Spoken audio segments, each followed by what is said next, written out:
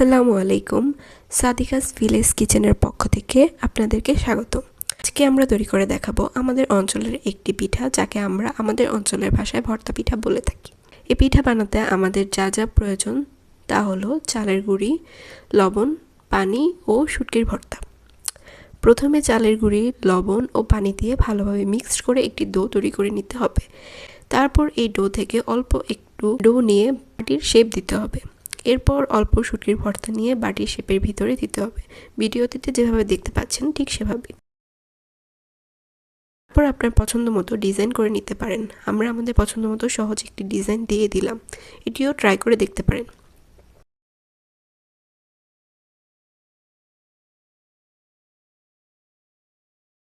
এখন আমরা পিঠাগুলোকে ভাপে সিদ্ধ করে নিব।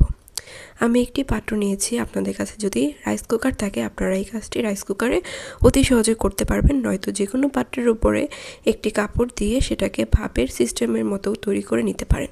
এভাবে আমরা পিঠাগুলোকে 10 থেকে 15 মিনিট ভাপিয়ে সিদ্ধ করে নেব।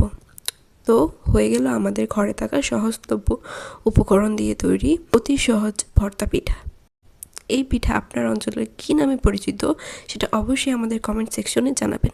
ধন্যবাদ।